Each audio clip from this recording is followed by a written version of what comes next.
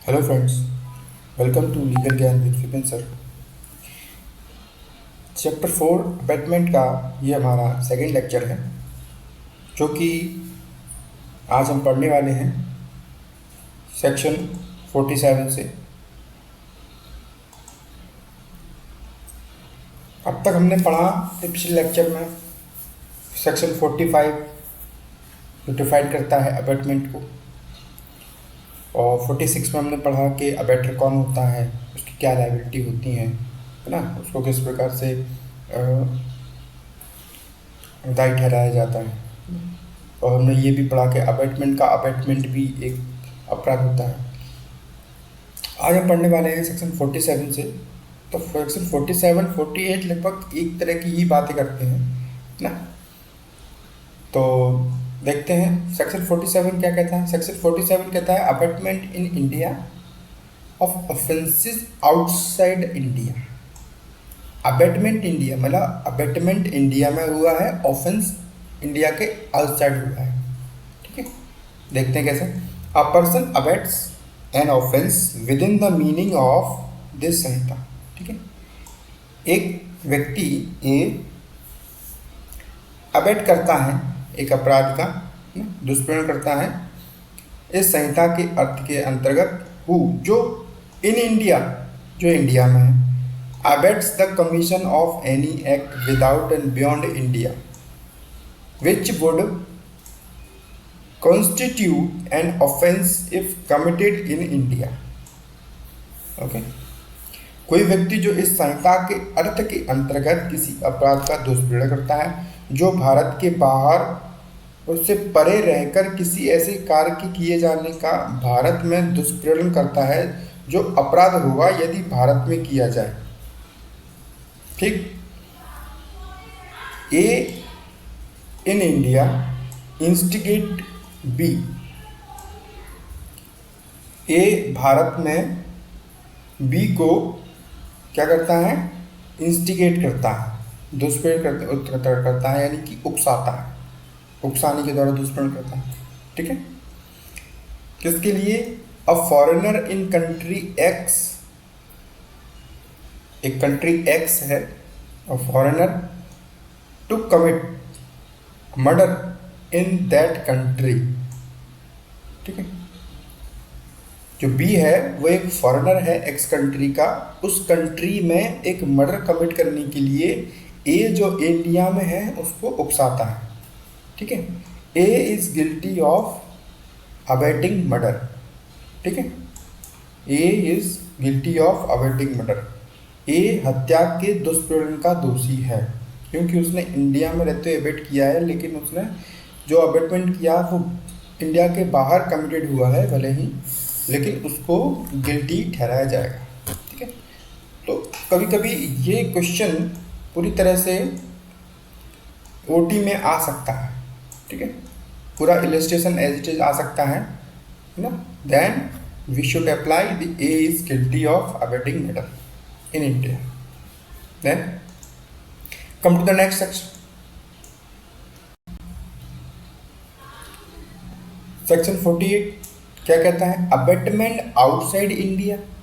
अब जो अबैटमेंट हुआ है वो आउटसाइड इंडिया हुआ है। ठीक है, for offence in India, India में अपराध के लिए, अर्थात भारत में अपराध के लिए भारत के बाहर दुष्प्रेरण। ओके, आइए देखते हैं सेक्शन क्या कहता है।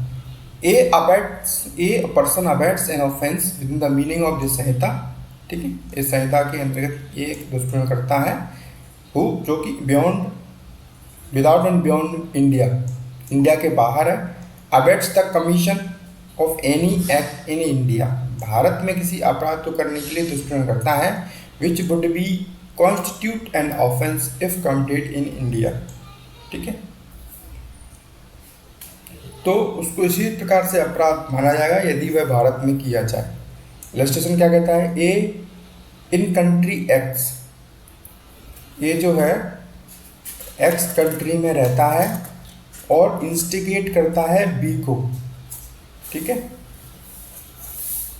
To commit murder in India, B को इंस्टिगेट करता है कि वो भारत में मर्डर करे। A is guilty of abetting murder.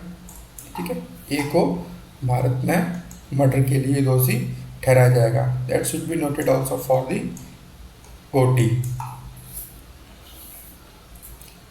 Then what is the next provision?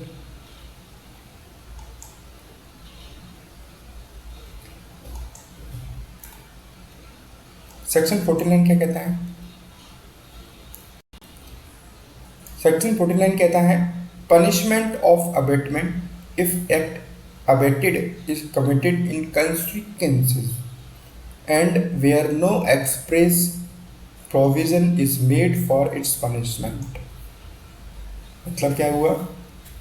Punishment of abetment, दुष्प्रेरण का दंड, if act abetted is committed, यदि दुष्प्रेरित कार्य उसके परिणाम स्वरूप किया जाए, इन consequence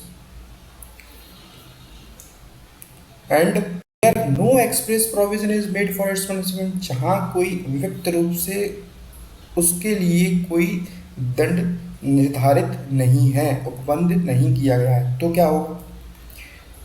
whoever abets any offense, ठीक है, जो कोई भी किसी अपराध का दुष्प्रेरण करता है, if act abetted is committed in consequence of abetment and no express provision is made on this Sanhita, ठीक है, for the punishment of such abetment, ठीक है, ऐसे पनिशमेंट के लिए इस संहिता में कोई प्रोविजन नहीं हुआ है, be punished with the punishment provided for the offence, ठीक है, तो वो उस अपराध की जिसके लिए जिसका उसने दुष्प्रेरण किया है उसके लिए जो पनिशमेंट उपबंधित की गई है उसी पनिशमेंट से पनिश किया जाएगा। ओके तो B punished with the punishment provided for the offence, ठीक है, बी पनिश्ड, यानी कि ये पहला सेक्शन है। जब हमने बीएससी में स्टार्ट की तब से लेके अब तक ये वो पहला सेक्शन है जो कि पनिशमेंट की बात करता है ना, बी पनिश्ड जो कि पनिशमेंट की बात करता है, यानी कि ये हम ये कह सकते हैं कि सेक्शन 49 से पनिशमेंट्स स्टार्ट हो गई हैं ना, क्लियर? तो ये क्या कहता है कि यदि किसी व्यक्ति ने किसी अपराध का दुष्प्रेरण किया है और उसके दुष्प्रेरण के लिए कोई स्पेसिफाइड कोई प्रोविजन नहीं है, उपबंध नहीं है, तो उसको उसी दंड से दंडित किया जाएगा जो उस अपराध के लिए उपबंधित है जिसका उसने दुष्प्रेरण किया है। That's it. Now come to the explanation. Explanation क्या कहता है?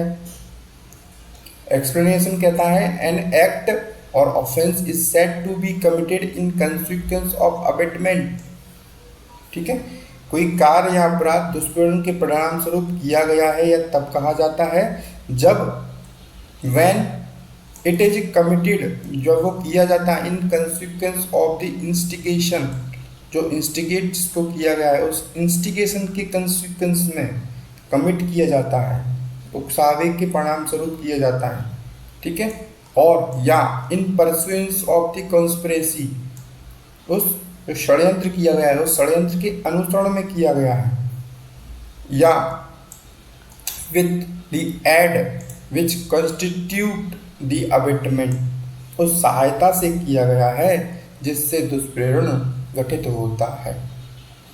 ओके, तो इसमें हमारे अबेटमेंट के सारे ही फैक्ट इंक्लूड कर दिए गए, ठीक है, इंस्टिगेशन,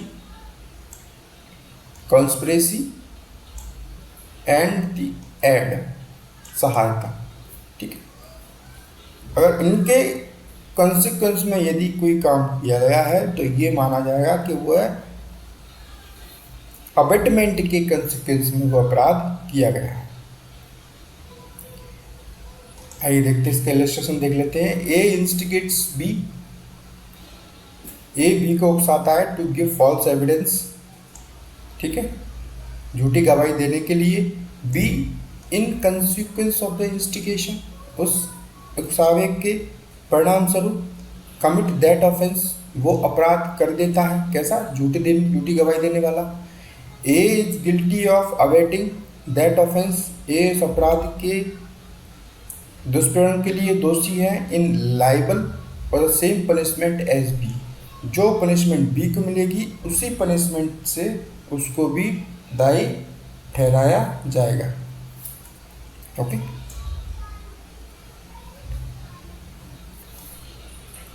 दूसरा इलस्ट्रेशन बी क्या कहता है, A and B conspire to poison Z, A और बी ये षड्यंत्र करते हैं जेड को जहर देने के लिए। A in pursuance of conspiracy, A उस कंस्पिरेसी के परसुएंस में procures the poison and delivers to B, poison ले लेता है, खरीद लेता है और बी को दे देता है, in order that he may administer it to Z. ठीक है, कर देता है और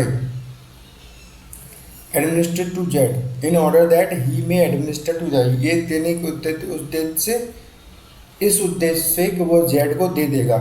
ठीक है, B in pursuance of the conspiracy, B उस कंस्पिरेसी के परसुएंस में यानी कि अनुसरण में, administer the poison to Z, Z को वो पॉइजन दे देता है, इन ए एब्सेंस, ए की एब्सेंस में, thereby causes Z death, जिससे जेड की मृत्यु हो जाती है।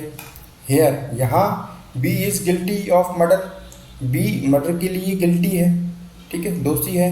A is guilty of abetting that offence, A उस अपराध के दुष्प्रेरण के लिए दोषी है, by conspiracy, and is liable to the punishment of for murder, और वो भी मर्डर के दंड से दंडनीय होगा। ठीक है, तो सेक्शन 49 भी हमें समझ में आ गया। आइए अब बढ़ते हैं अपने नेक्स्ट सेक्शन की तरफ। सेक्शन 50 क्या कहता है? सेक्शन 50 कहता है punishment of abetment if person abetted does act different intention from that abettor, that of abettor, यानी कि जिस व्यक्ति को आपने अबेट किया है, दुष्प्रेरित किया है, अब अबेटर का जो आशय है उसके भिन्न आशय रखते हुए यदि आपने कोई कार्य कर दिया है तो क्या होगा?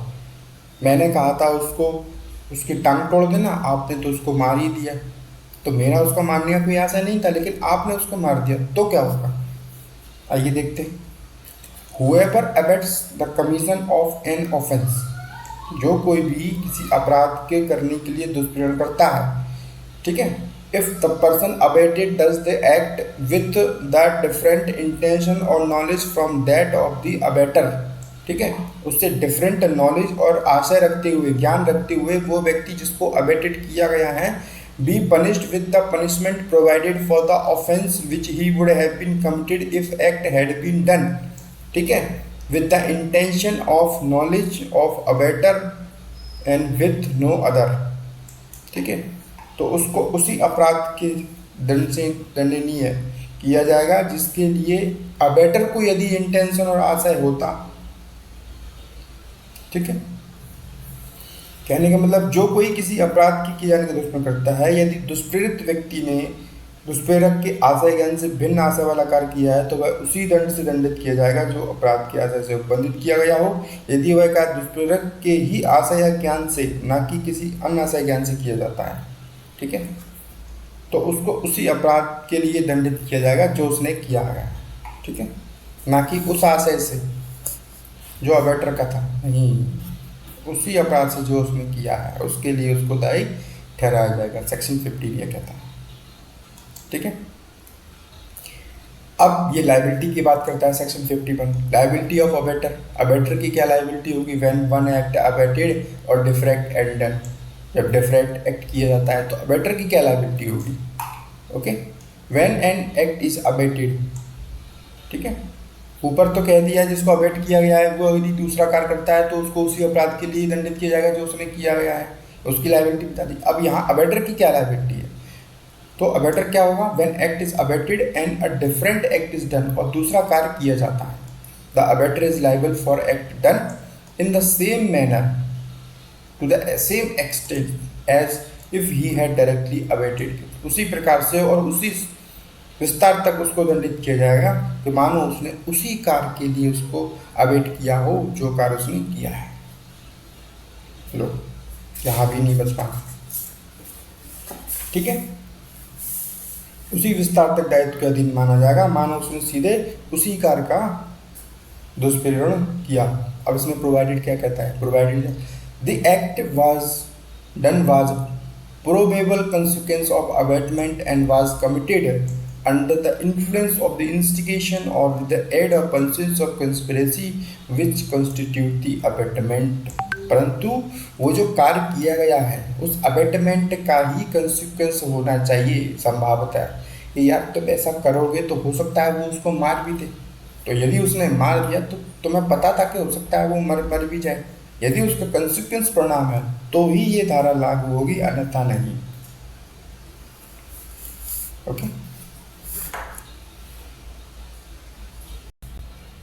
ओके, आइए हम इसको इलस्ट्रेशन के माध्यम से और अच्छे से समझ लेते हैं। A instigates a child to put poison into the food of Z. ठीक है, ए जो है इंस्टिगेट करता है एक शिशु को, एक बच्चे को। ठीक है, क्या कि जेड के खाने में जहर मिलाने के लिए। ठीक है, and give him poison for that purpose, उस उद्देश्य से उसको जहर दे भी देता है। The child in consequence of instigation, उस उकसावे के परिणाम स्वरूप तो शिशु क्या करता है? By mistake puts the poison into the food of Y, गलती से वो जेड की जगह वाई के खाने में पॉइजन मिला देता है। ठीक है, which is by the side of that of Z here if the child was acting under the influence of a instigation, यदि वो शिशु ए के इंस्टिगेशन के इन्फ्लुएंस में यदि काम कर रहा था and the act was done under the circumstances of probable consequence of abetment, और ये पूरी तरह संभावना थी कि उस अबेटमेंट के परिणाम स्वरूप ही हो सकता है ऐसा हो जाता। मान लो वाई और जेड साथ साथ में बैठे हों, उनके बैग एक जैसे हों, उनका टिफिन एक जैसा हो, तो ये पूरी तरह से संभावना बनती है कि भाई बहकावे में आके वो जहर तो देगा, लेकिन हो सकता है कि वो जेड की जगह वाई के टिफिन में डाल दे, क्योंकि दोनों का टिफिन सेम है और ये बात ए भी जानता था। If then A is liable in the same manner, तो ए भी उसके लिए दायी ठहराया जाएगा। मानो उसने the same extent if he had instigated the child to put the poison into food of Y, ए को उसी प्रकार से दायी ठहराया जाएगा मानो उसने वाई के खाने में जहर मिलाने के लिए शिशु को, चाइल्ड को इंस्टिगेट किया। क्लियर? आइए नेक्स्ट लेसन समझते हैं। B, A instigate B to burn Z house, A B को इंस्टिगेट करता है जेड का घर जलाने के लिए। B set fire to house, B घर में आग लगा देता है। At the same time commits theft, उसी समय वो चोरी भी करता है। कौन? बी। और प्रॉपर्टी है ना। ए हालांकि guilty of abetted burning of house, A घर को जलाने के अपराध, दुष्कर्म के अपराध का दोषी है, but is not guilty of abetting the theft, वह चोरी के लिए दायी नहीं ठहराया जाएगा। The theft was distinct act, चोरी एक अलग अपराध है and not a probable consequence of burning. ठीक है, क्योंकि चोरी एक अलग कार्य है, घर जलाने की अधिभाव्य संभावना नहीं है, प्रोबेबल कंसिक्वेंस नहीं है, इसलिए आप ए को चोरी के लिए दोषी नहीं ठहरा सकते।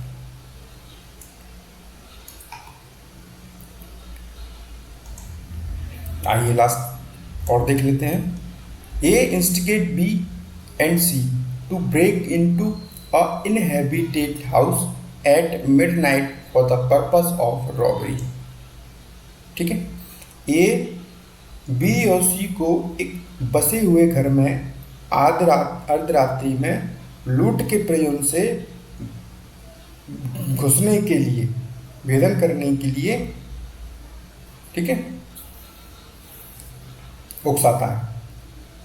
ठीक है, लूट करने के लिए। And provide them with arms that purpose, और उस उद्देश्य से उनको क्या दे देता है, हथियार दे देता है, लो ये हथियार भी ले जाओ, तुम्हें लूट करनी है। B and C break into the house, ठीक है, बी और सी घर में तो घुसते हैं, ठीक है, गृह भेदन तो करते हैं, and being resisted by Z, ठीक है, बीइंग रेसिस्टेड बाय जेड, अब उनको जेड के द्वारा रोका जाता है, ठीक है, वन ऑफ द इनमेट्स, ठीक है, मर्डर जेड, ठीक है, अब जेड के द्वारा रोका जाता है जो वहीं का कोई निवासी है, ठीक है, तो मर्डर जेड, जेड को मार दिया जाता है। Here if that murder was the probable consequence of abetment, यहाँ यदि जो मर्डर है, हत्या है, यदि वो दुष्परिणाम का एक अधिसंभव परिणाम यदि है, प्रोबेबल कंसिक्वेंस अगर है, then A is liable the punishment provided for murder, तो हत्या के लिए जो दंड प्रदान किया गया है वो उसके लिए ए भी लाइबल ठहराया जाएगा। तो means the main cause is that if we have the probable consequence of the abetment then A is also liable, then abettor is also liable for the same offence. The main fact is that A is liable if the abatement consequence probable is that for committing that offense, then A की liability, abater की liability section 51 में बताई गई। So friends, that's all for now. See you in the next lecture. Please like the video and share with your friends, comment your questions and doubts, and what the next lecture on what topic do you want, please mention in the comments.